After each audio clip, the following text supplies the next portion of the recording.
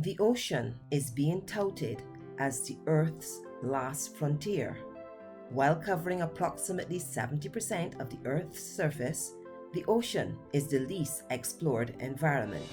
However, growing industrialization is threatening this system and putting economic growth at risk for our islands.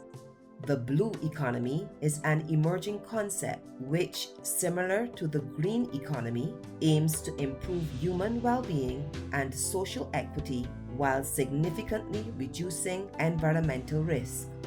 The blue economy concept focuses on the use of ocean resources for economic growth, improving livelihoods and jobs, and of paramount importance, maintaining ocean ecosystem health to ensure continued benefits.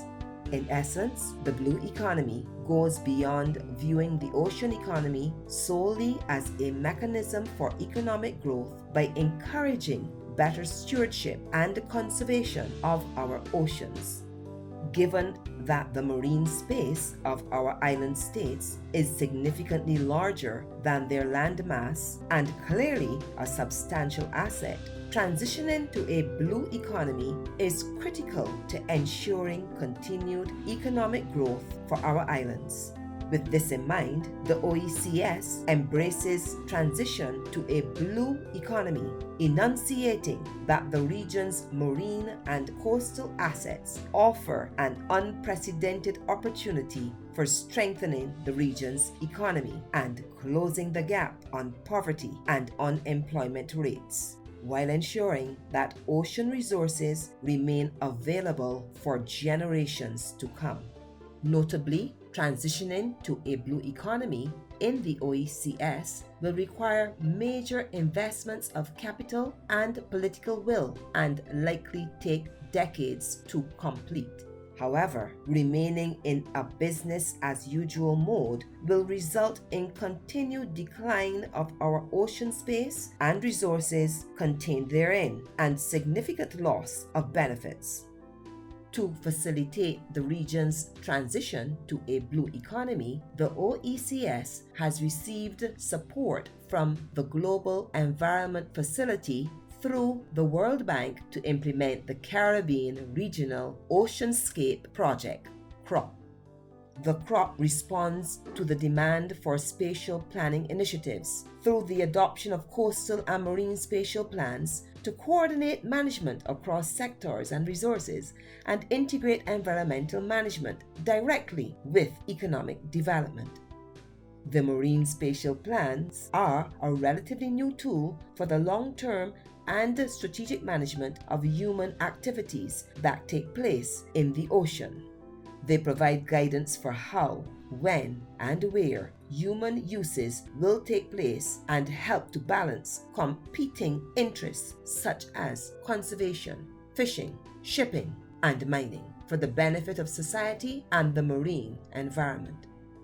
The coastal and marine spatial plans will build upon early national marine planning efforts and will help OECS countries better understand and consequently reform ocean governance at the national and regional levels, resulting in a more secure framework for sustained investment in the blue economy.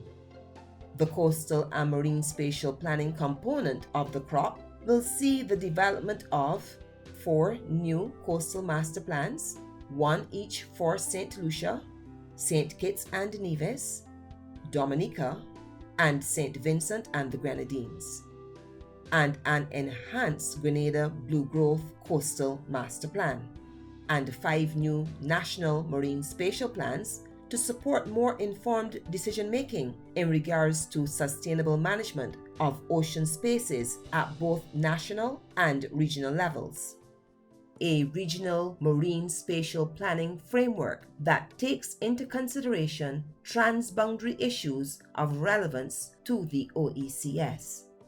Capacity building and technical training opportunities throughout the life of the project. A process framework that guides stakeholder participation in the planning process, and an involuntary resettlement policy framework that will establish the principles and procedures that will be used to address any resettlement needs that may occur during implementation of the plans. Throughout 2019 and 2020, the consultants undertaking the work on behalf of the OECS will be reaching out to stakeholders and providing opportunities for stakeholder involvement in the planning process.